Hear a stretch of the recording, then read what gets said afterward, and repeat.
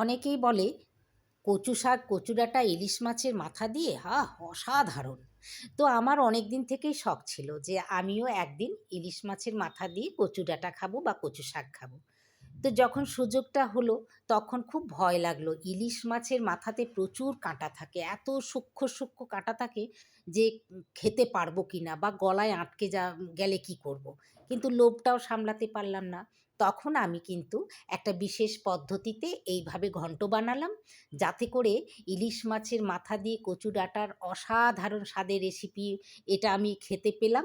আর একটাও কাঁটা লাগলো না। সত্যি বলছি, একটা কাঁটাও লাগলো না। খুব সুন্দরভাবে আমি কিন্তু এটা খেতে পেরেছি। তো যাই হোক বন্ধুরা, সেই রেসিপিটি আজকে আমি সকলকে শেয়ার করছি। আপনারাও কিন্তু এইভাবে ইলিশ মাছের মাথা দিয়ে কচু শাক, কচু ডাঁটা বা কচুলতি যারা যেটা পছন্দ করেন করে খাবেন। দেখবেন ছোট বড় সব্বাই খেতে পারবে, কিন্তু কোনো রকম কাঁটা লাগবে না। ইলিশ মাছের মাথা যদি দেয়া হয় তাহলে এত কাঁটা থাকে যে আপনি ডাঁটা খাবেন না কাঁটা বাছবেন, সে তো একটা ভয় থাকে। তো যাই হোক, দেখুন আজকে সে রেসিপি। আমি প্রথমে এই ডাঁটাগুলোর এই বাইরের যে অংশটা বা আঁশগুলো আমি ছাড়িয়ে নেব। অনেকে বলেন এগুলো খোসা বলেন, যাই হোক। তারপরে এগুলোকে পিস পিস করে কেটে নেবেন। হাত যদি চুলকোয় তাহলে বা সেই সম্ভাবনা থাকে তাহলে হাতে একটু সর্ষের তেল লাগিয়ে নিলেই হবে। তো যাই হোক, আমার এগুলো চুলকোয়নি, এই ডাঁটাগুলো হয়তো ভালো। আর ডাঁটাগুলো যখন সেদ্ধ করবেন তখন একটু তেঁতুল বা কাগজি লেবুর রস ওপর থেকে দিয়ে দেবেন। যদিও আমি এগুলো দিইনি, কারণ এই ডাঁটাগুলো আমার একদম মানে চুলকোয়নি। আর দুই একটা বেশ সবুজ কচি কচি পাতা ছিল, সেটাও আমি দিয়ে দিলাম। খুব ভালো লাগবে, আপনারা একবার করে দেখবেন। দেখুন এগুলো নিয়ে নিলাম। এরপরে গরম জল করে তার মধ্যে এটা বসিয়ে দেবো। বাইরে প্রচণ্ড বৃষ্টি পড়ছে, তার মধ্যেই আমি কচু শাক রান্না করছি। খুব তাড়াতাড়ি হয়ে যাবে, এমন কিছু টাইম লাগবে না।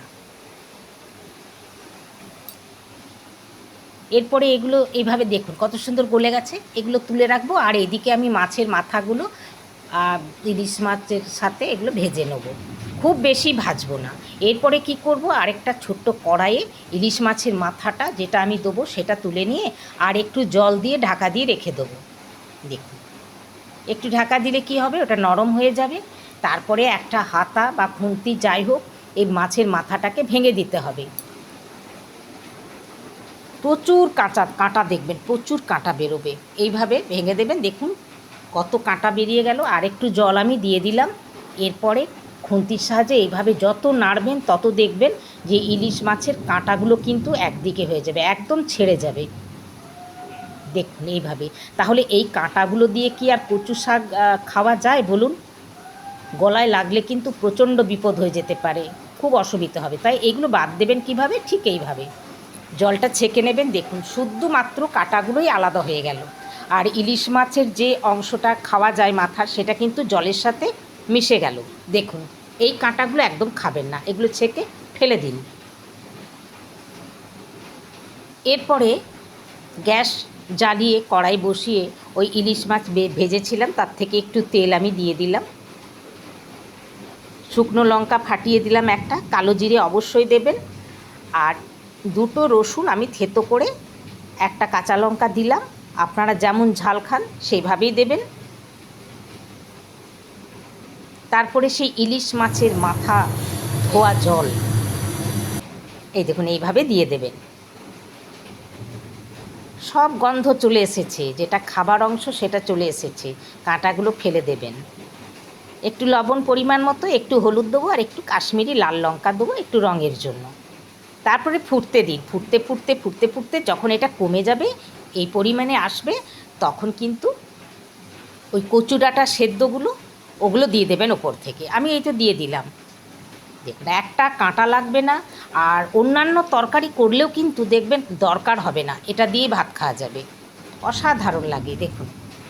তারপরে এটাকে নেড়ে চেড়ে আমি কিন্তু একটু নামানোর আগে নারকেল কোড়া দেবো, আপনিও দেবেন, খুব ভালো লাগবে।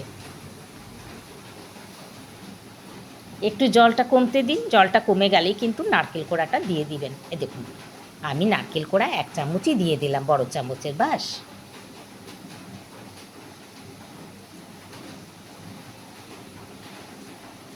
এইভাবে নেড়ে চেড়ে নিয়ে পরে যখন দেখবেন জল একদম শুকিয়ে গেছে, তেল ছেড়ে আসছে, তখন কিন্তু গ্যাসটা অফ করে দেবেন। তার মানে এটা কিন্তু একদম হয়ে গেছে। দেখুন তেল ছেড়ে এসেছে, ব্যাস আমি গ্যাসটা অফ করে দিলাম।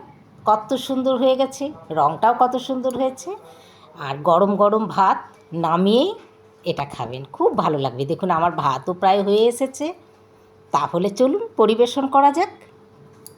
এক থালা ভাত সাপটে খাই। একবার তো খেতেই হবে।